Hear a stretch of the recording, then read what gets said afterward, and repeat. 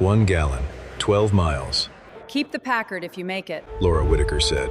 The 1,940 Packard coughed under the auction lights and threw a ribbon of black smoke across the concrete. Before the smoke reached the first row of bidders, Daniel Mercer pulled the dipstick, wiped it once, and held it beneath his nose. Gasoline, he said. Laura kept smiling for the live stream camera. That is generally where an engine gets its power, Mr. Mercer. Not when it is in the oil. The smile held, but the laughter around her did not. Daniel turned the dipstick so the camera could see the level nearly an inch above the full mark. Fuel had been leaking into the crankcase, thinning the oil that protected the Packard's straight 8 engine. The car had not merely been burning too much gasoline. It had been sending some of it to a place where gasoline could destroy bearings or ignite vapor. His 15-year-old son, Caleb, stood beside the passenger door with a small camera strapped to his chest. He stopped looking at the smoke and looked at Laura instead. She wore a cream suit beneath the blue Whitaker Heritage Auctions banner. Behind her, nearly 200 bidders, mechanics, collectors, and online buyers watched the Packard in Bay 4. A red placard on its windshield read "Truth Test, Live at 4." For 3 weeks, Laura had advertised the test as proof that her auction house no longer hid behind polished photographs and vague descriptions. A lawsuit over a misrepresented Cadillac had cost her a national sponsor. 2 major consignors had withdrawn. That afternoon's live stream was supposed to show that Whitaker tested what it sold, even when the truth was ugly. The problem was bigger than one lawsuit. Laura had borrowed against the auction building to expand into online sales. The lender measured quarterly revenue, and the quarter ended on Monday. If that afternoon's catalog missed its target, the bank could raise the rate on every dollar she owed. She had already paid a production company $60,000 for the broadcast, money she would not recover if the event looked small or cautious. Peter had offered her a simple answer: put one visibly sick car beneath the lights, invite a local mechanic with enough pride to accept a public challenge, let the audience watch old machinery defeat him. The failure would be memorable, the auction house would appear brutally honest, and bidders would trust the descriptions on the other 74 cars. Laura had approved the segment because she believed the result was already inside Peter's fuel consumption report. The Packard had used almost half a gallon during a 2-mile yard test. The report blamed worn rings, low compression, and an engine too tired to move the car efficiently. Giving away an $1,800 settlement car was a risk she could price. Restoring public confidence was worth far more. What she had never asked was whether Peter's report described a worn engine or merely measured a machine nobody had diagnosed. The Packard was perfect for the show. Whitaker had taken it as part of a warehouse settlement for $1,800. It smoked, stumbled, and used fuel at a rate Peter Voss, Laura's operations manager, claimed was less than 6 miles per gallon. If the big maroon sedan failed spectacularly, Laura could call the failure honesty. If someone fixed it, she could call the recovery proof. What she had not planned on was Daniel refusing to play his assigned part. The challenge begins at 4, she said. The tank is drained, 1 measured gallon goes in. You drive the posted 12-mile course. No pushing, no towing, no added fuel. At the finish, you shut it off for 60 seconds and restart it. Make the distance, and the Packard is yours. Fail, and you pay $2,000 in transport and testing costs. The amount drew a low whistle from the crowd. $2,000 was the late balance on Daniel's garage lease. Laura knew that because Whitaker Commercial Properties owned the strip where Mercer Garage occupied 2 bays, the red notice on Daniel's office door gave him 8 days to pay. Caleb stepped close enough that only his father could hear him. She picked the number on purpose. Daniel kept his eyes on the dipstick. I know. Laura raised the microphone. You told one of my buyers this car does not have a worn-out engine. Here is your chance to prove it. Not by driving it with gasoline in the crankcase. Then decline. I did not say no. Daniel set the dipstick on a clean white towel. I said the test does not start until the car is safe enough to test. Fresh oil, a fuel pump inspection, brakes and tires checked. If any of those fail, there is no run, and nobody pays a penalty. Peter Voss laughed near the driver's door. He was broad through the chest, with a silver auction credential clipped to a black windbreaker. He wants an hour-long restoration before the mileage stunt. 25 minutes, Daniel said. Safety work only. No tuning parts unless the installed part is actively dangerous. Whatever fuel problem remains, I carry it for 12 miles. Laura studied him. She could not force a mechanic to drive an unsafe car on a live stream built around transparency. She also could not cancel without confirming every accusation made against her business. 20 minutes, she said. 25. And the route does not change after the fuel cap is sealed. Agreed. Put it in writing. Peter shook his head. There goes the show. Daniel looked at him. A show is what changes when the camera turns. A test stays the same. That was the only line he gave the crowd. Then he read the single-page agreement, added the safety exception, and signed it. Laura signed beneath him. A county road officer initialed the map. The route left the auction yard, crossed 2 stop signs, followed Mill Road past the quarry, waited at the active railroad crossing if necessary, and climbed the last 9/10 of a mile to the old way station. Exactly 12 miles from line to line. The Packard could stop in traffic, but it had to remain under its own power. Daniel could make roadside adjustments using only tools and parts carried in the car at the start. The engine could not be intentionally shut off before the finish. The fuel cap and carburetor inlet would remain visible on camera. Caleb read the agreement over his father's shoulder. I still think we should leave, he said. Daniel handed him the pen.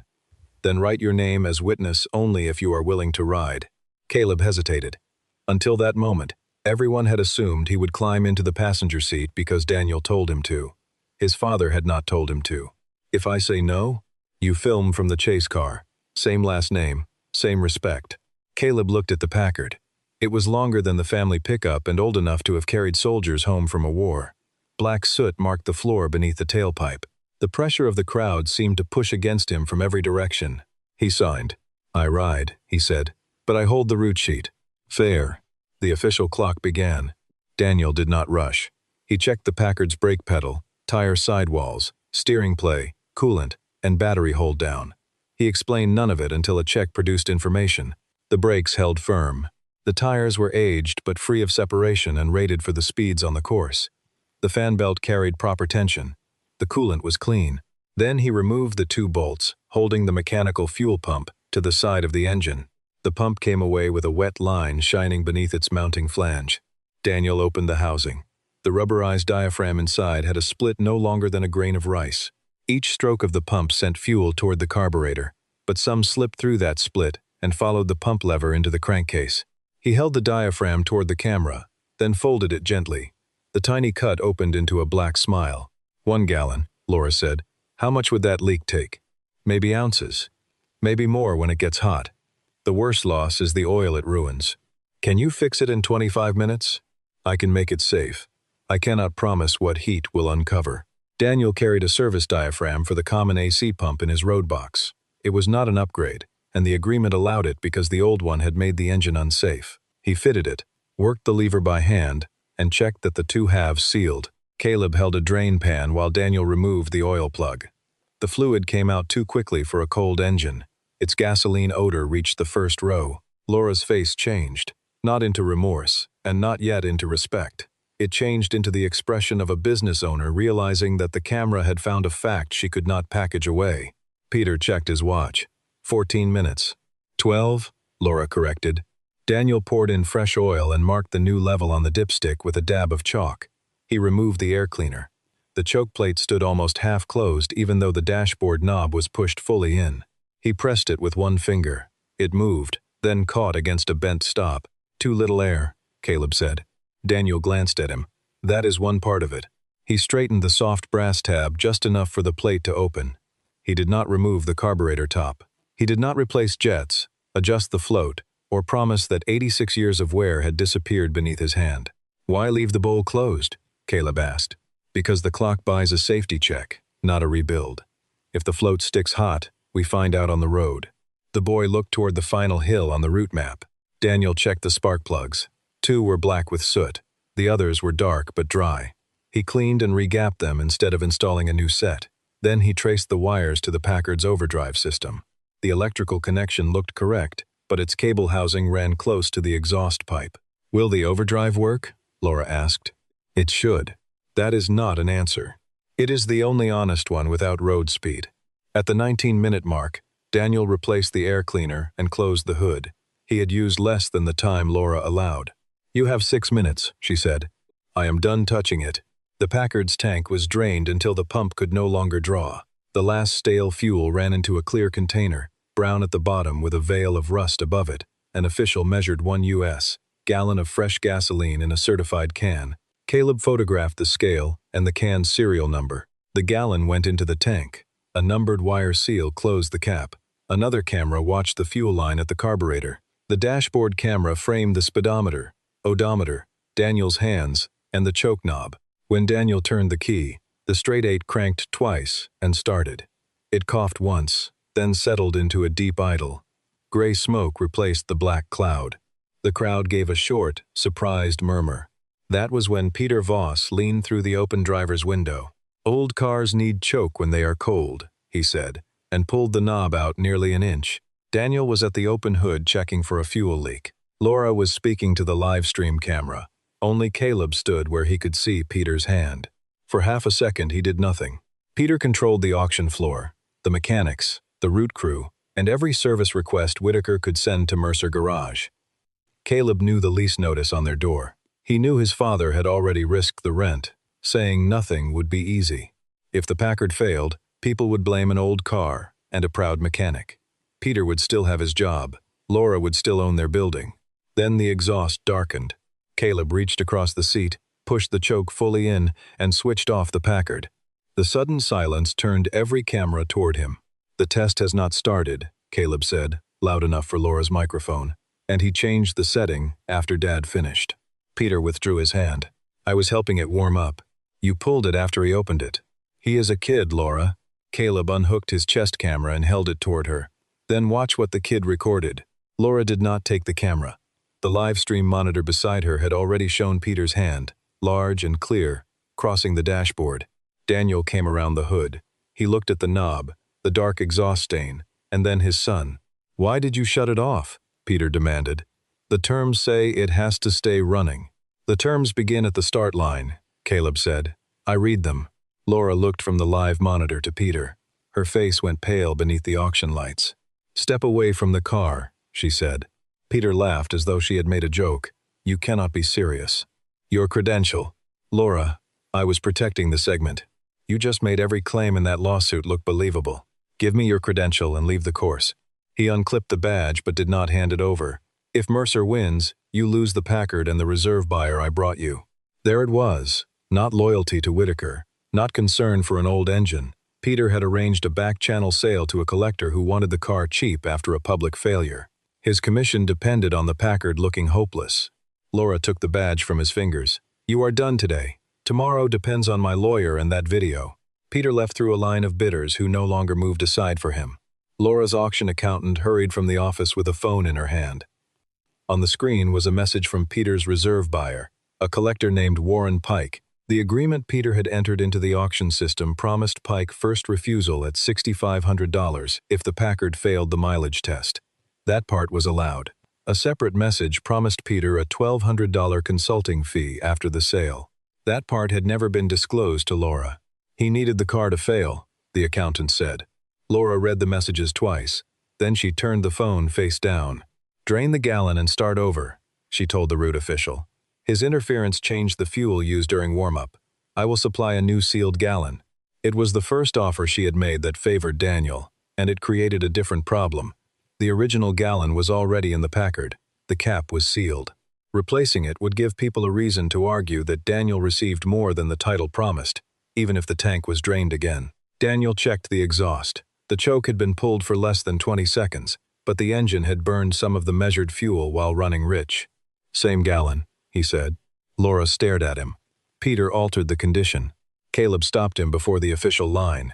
"The seal never opened. We can document what happened and continue. You would be accepting his fuel loss. I am accepting the gallon that went into the car. I am not giving Pike or anybody else a second version of the result." Caleb heard the choice. His decision had prevented worse interference, but it had not erased what Peter had already cost them. If the Packard stopped 100 yards short, those seconds of black smoke would matter. "Use the same one," he said. Daniel looked at him. "You are sure? If we change it, Peter gets to say the second gallon was different. He already touched our test once. He does not get to touch the story after." Laura asked the camera operator to preserve the entire warm-up recording. She dictated the seal number, elapsed time, and choke interference into the official log. Then she called Warren Pike on speaker while the bidders listened. "Your first refusal agreement is canceled," she said. "My operations manager had an undisclosed interest in producing a failure." Pike's voice came thin through the phone. "You will regret turning a private sale into theater. It became theater when your consultant reached through the window on my live stream." She ended the call. Laura still wanted the Packard to lose. It was her car, her money, and her broadcast. But she now needed the failure to be real more than she needed it to happen. Her business could survive losing one Packard. It could not survive another manufactured truth. Daniel put one hand on Caleb's shoulder. "You all right?" "I think so. You made the right call. Even shutting off the engine?" Daniel looked at the route official. "Did the test clock start?" "No." Then he protected the test. Caleb breathed out. He had not found the mechanical answer. He had done something harder for him. He had trusted his reading of the rules when an adult with power told him his eyes did not matter. Daniel restarted the Packard. The exhaust cleared after several seconds. He placed a narrow blue strip of tamper tape across the choke knob and dash, signed it with a marker, and had Laura initial it. "Nobody reaches into this car again," she said. "Now we have a test," Daniel replied.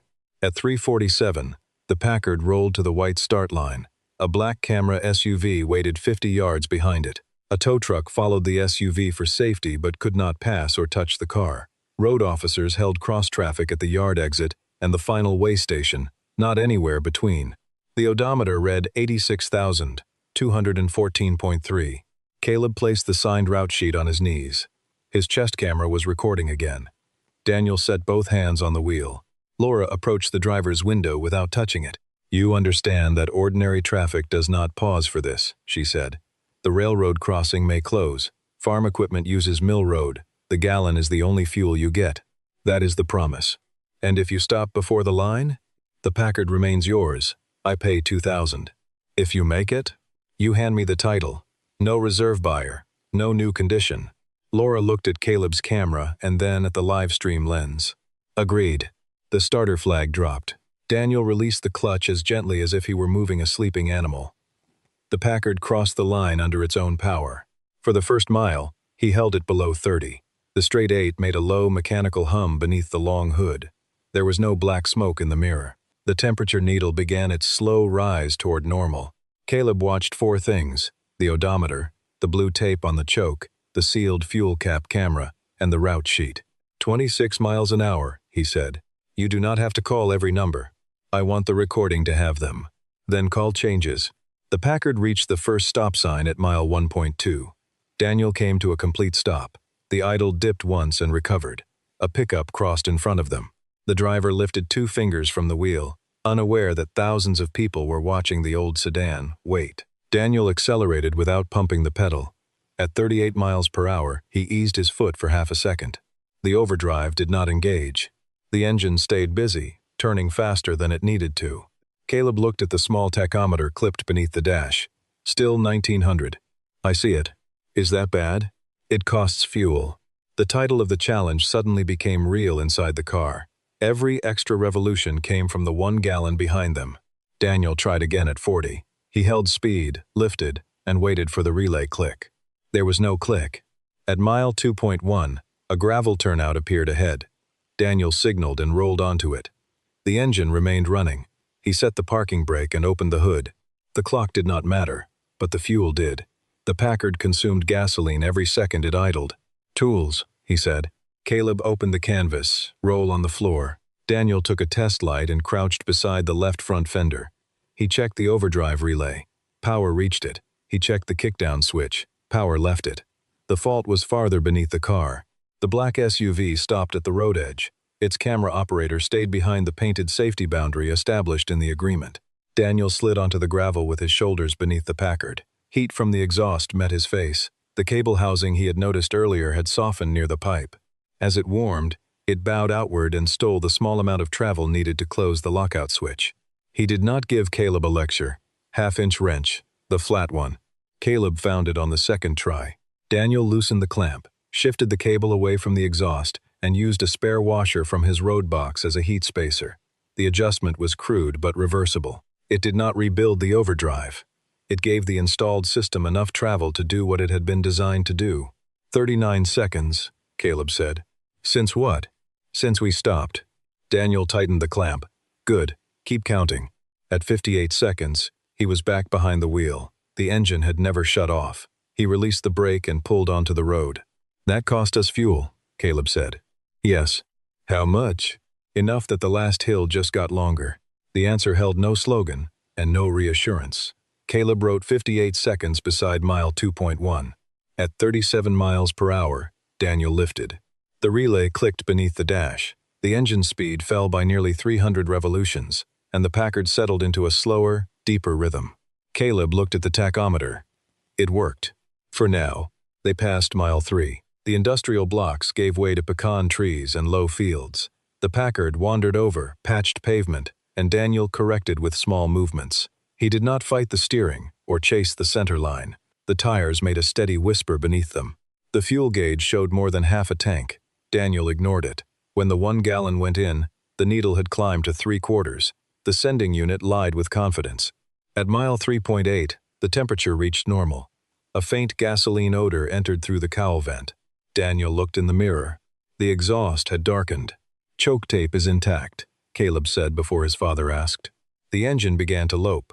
Not enough to stop, but enough to move the hood ornament against the horizon. Float needle, Daniel said. The part you did not open? The part the safety clock did not give us time to test hot.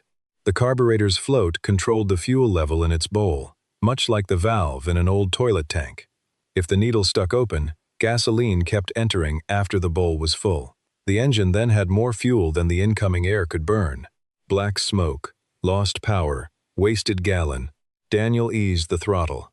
The Packard responded for 3 seconds, then stumbled again. The second stop sign stood 200 yards ahead. A loaded hay truck approached from the right. Daniel could not roll through it, and he could not shut the engine off to save the fuel being wasted. He stopped.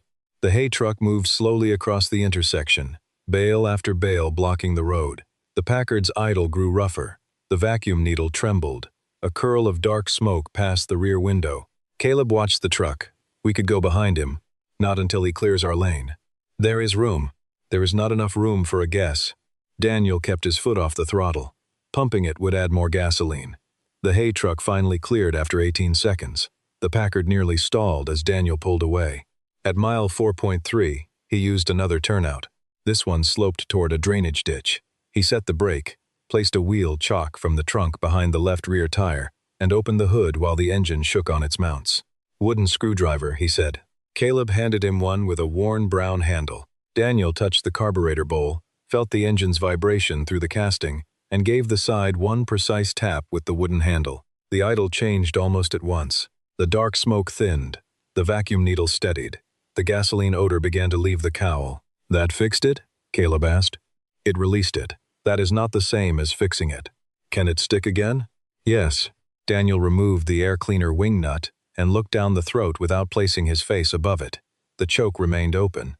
There was no fuel spilling from the booster. He refitted the cleaner and checked the pump flange. Dry. 1 minute, 22, Caleb said. They had spent more than 2 minutes idling beside the road since the start. More important, the stuck float had poured an unknown part of their gallon through an engine too rich to use it. Daniel removed the chock, returned it to the trunk, and drove on. At the auction yard, Laura watched the live exhaust camera.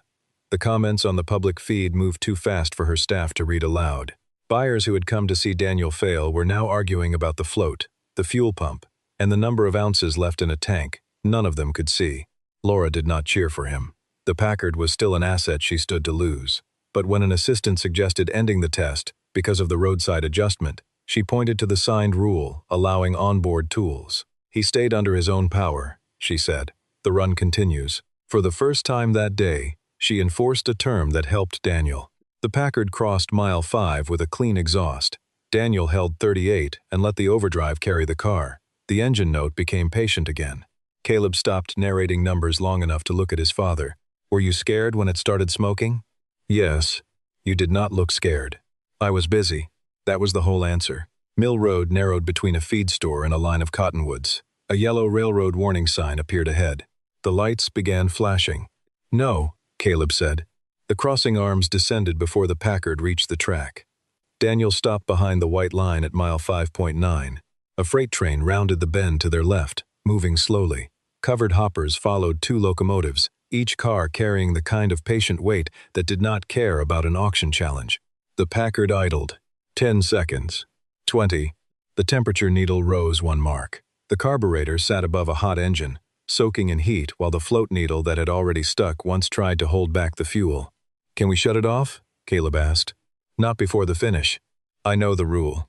I mean, would it be smarter? It would save fuel and lose the car. The engine might flood anyway." It might. Another hopper rolled past. 45 seconds. Caleb could hear the soft tick of the dashboard clock between the exhaust pulses. He watched the blue tape. He watched the vacuum needle. He watched the train. "If we lose because we waited for a train, that is stupid," he said. "It is traffic. It is bad luck. Same road for every gallon." Daniel did not turn the delay into a lesson.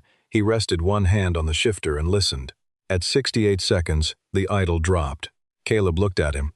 Daniel did not touch the throttle. The engine missed twice, shook, and recovered. The float had not stuck open. The fresh diaphragm continued to hold. The choke tape remained unbroken. The last hopper passed at 1 minute, 41 seconds. The crossing arms rose with painful slowness. Daniel waited until the red lights stopped, then eased the Packard over the rails. He did not race to recover the lost time. Time was not measured at the finish. Distance and fuel were. At mile 6.4, the road rose gently. The overdrive dropped out as load increased, then returned when Daniel eased the throttle near the crest.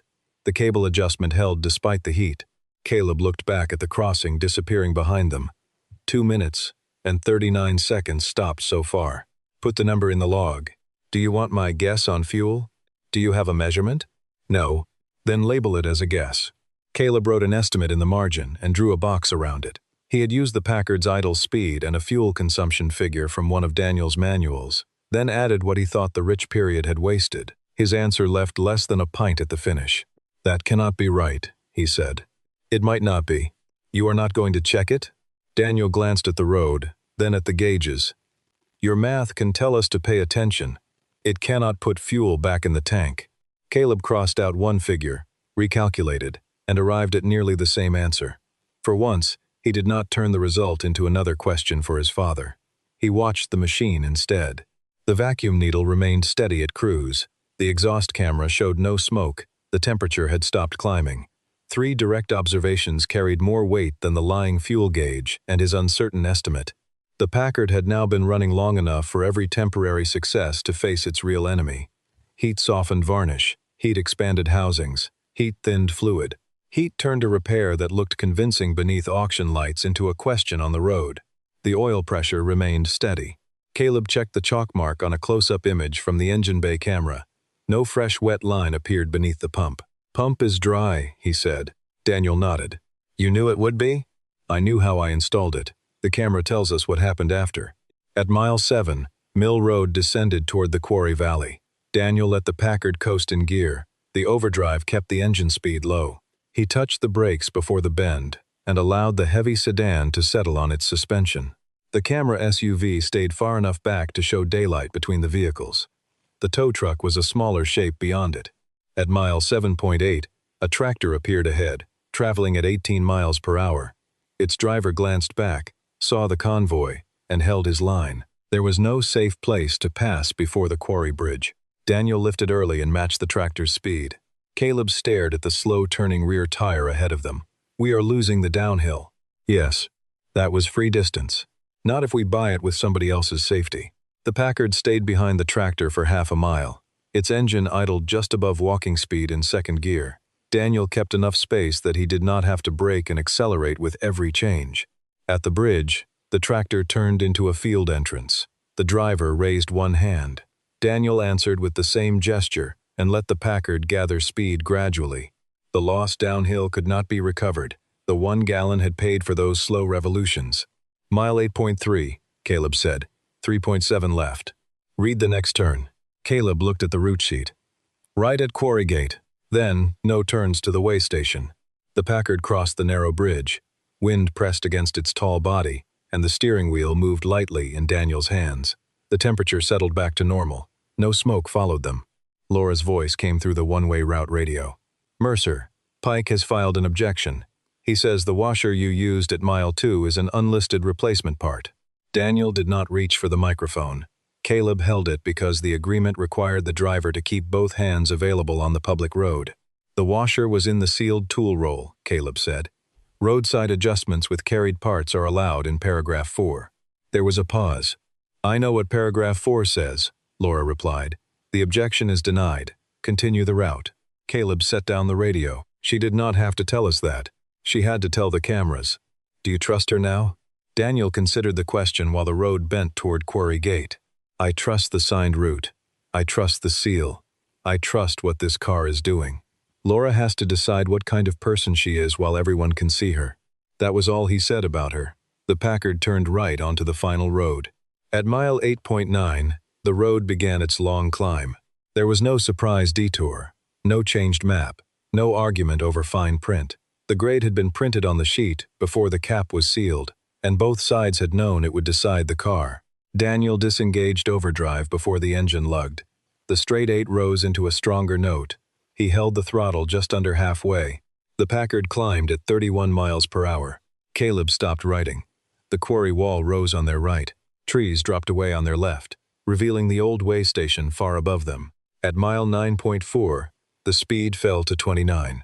Daniel did not press farther. Why not give it more? Caleb asked. Listen to the exhaust. It was clean and even. More throttle would open the carburetor's enrichment circuit, adding fuel faster than the hill return speed. The Packard had power available, but the challenge was not to reach the top quickly. It was to reach it at all. At mile 9.8, the engine stumbled. Caleb's pencil stopped above the page. Daniel watched the vacuum needle, oil pressure, and temperature. He held his foot still. The engine recovered. The tow truck grew larger in the mirror as all 3 vehicles climbed. At mile 10.1, the Packard stumbled again. This time the exhaust note went thin rather than heavy. Is the float stuck? Caleb asked. Not rich this time. The engine was beginning to starve. The last portion of fuel moved across the broad bottom of the tank as the car climbed. The pickup tube could uncover for a moment, then drink again when fuel rolled back. Daniel kept the throttle steady. Pumping it would empty the carburetor bowl faster. Pulling the choke would waste what little entered it. He steered along the smoothest part of the lane so fuel would not slosh sideways. The speed fell to 26. Dad, watch the odometer. 10.3. The Packard climbed. At the auction yard, nobody talked over the live stream. Laura stood with both hands against the edge of the monitor. The challenge she had designed to display failure had escaped her control. The machine now determined what the public believed. At mile 10.6, the grade eased for 200 yards. Daniel did not accelerate. He let the carburetor bowl refill and kept the engine below the point where enrichment began. Caleb looked at the blue tape, still whole. Then he looked at the camera he had used against Peter. He almost ruined this before we moved. Yes. Would you have known? Eventually. Maybe too late. So I mattered. Daniel kept his eyes on the rising road. You were responsible for what you saw. You acted. That matters. The grade steepened again. The Packard lost speed almost immediately. 25, 23. The engine fired evenly, then missed once as the fuel pickup uncovered. Daniel held the throttle. Caleb gripped the route sheet with both hands. Mile 11. The old way station appeared through the windshield, its concrete platform bright beneath the late afternoon sun. People stood behind a yellow safety line. Some had left the auction yard early to reach the finish. Others were mechanics from nearby shops, county workers, and local families who had followed the live stream. The Packard was close enough for them to hear and far enough to fail in full view. At mile 11.2, the engine coughed twice. Daniel did not reach for the choke. He did not pump the accelerator. He did not downshift and send the straight 8 racing.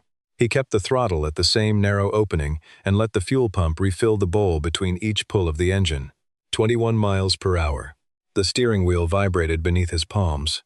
It is slowing, Caleb said. I know. 19. Call distance. 11.4.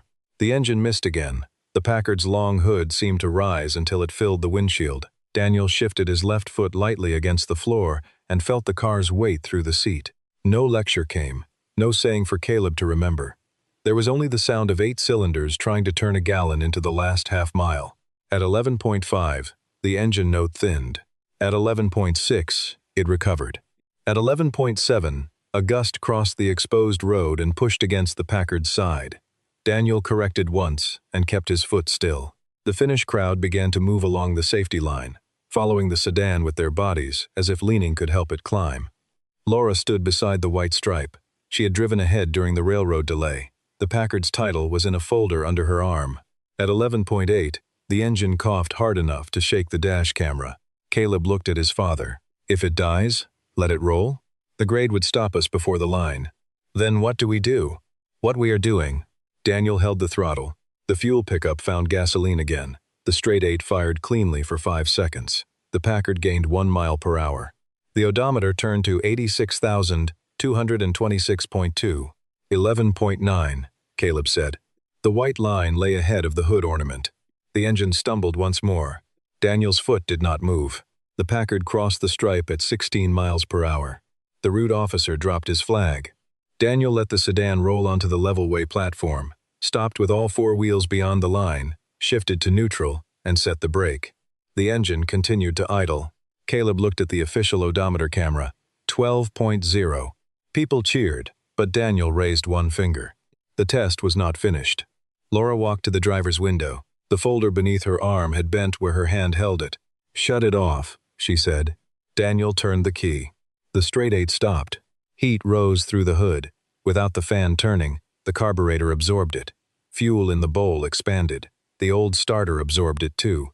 A cold engine could disguise a weak ignition, a leaking needle, or a tired starter. The 60-second hot restart was the last place the Packard could expose them. The route officer started a stopwatch. Caleb watched the seconds on the display. 10, 20. The metal beneath the hood clicked as it cooled and expanded at different rates. 30. A faint gasoline odor reached the open window. Caleb looked at the choke tape, still sealed. 40. Laura glanced once at the camera, then away. She no longer looked like a woman hosting a segment. She looked like the owner of a promise, waiting to learn its cost. 50. Daniel placed his right hand on the key. He did not touch the accelerator.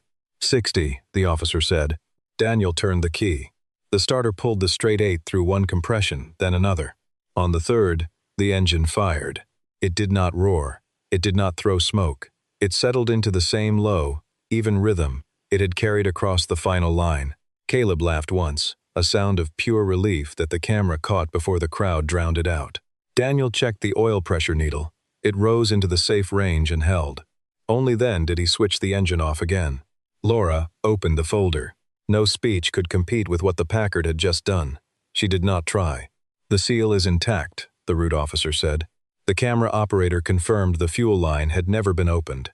The odometer showed 12 miles. The engine had completed the required hot restart. Laura handed Daniel the signed title. "The Packard is yours." Daniel accepted it. "And the penalty?" "There is no penalty." "Say why." She looked at the livestream camera. Daniel Mercer met every written condition. Peter Voss interfered before the official start, without my authorization. His employment is suspended, and the footage will remain public with the full test. Whitaker will not dispute the result. That was the power she lost. Not the Packard alone. She lost the right to edit the day into a story where only her judgment mattered. Caleb climbed out with the route sheet still in his hand. Laura looked at him. "You protected my auction better than my operations manager did," she said. Caleb glanced at his father before answering. Daniel did not answer for him. "I protected the test," Caleb said. Laura nodded once. "That is fair." A woman behind the safety line began moving toward the Packard. She was in her early 60s, with silver threaded through dark hair and grease under one thumbnail. She did not look at Laura or the cameras. She looked at a shallow scrape beneath the passenger door. "That mark came from my mother's flower box," she said. Daniel finally smiled. The woman touched the door but did not open it. "My father was Earl Grady. He sold this car when the hospital bills came. We never knew where it went." Caleb turned toward Daniel. "You knew?" "I suspected at the auction." "Because of the scrape?" "Because Earl apologized for it every time I worked on the water pump." Until that moment, the scrape had been only a detail Daniel kept looking at. He had not explained it to Caleb, Laura, or the audience. The discovery did not win the challenge. It changed what the win meant. The woman introduced herself as June Grady. She looked through the Packard's window at the cracked steering wheel and worn front seat. "I came because someone sent me the live stream," she said. "I did not recognize the paint under those lights." Then the camera passed that door. Dad backed into the flower box the morning of my wedding. Mother made him leave the scrape because she said it was the first time the car had ever lost an argument. Daniel opened the glove box now that the test was over. An old service tag hung behind the door, folded backward against its string. He turned it over. Earl Grady was written across the card in faded block letters. Beneath it was a date from 11 years earlier, in the name Mercer Garage. Caleb touched the corner of the tag. "You worked on it before I was old enough to remember. Earl brought you a wooden train while he waited. You put one wheel in the floor drain. That was this car?"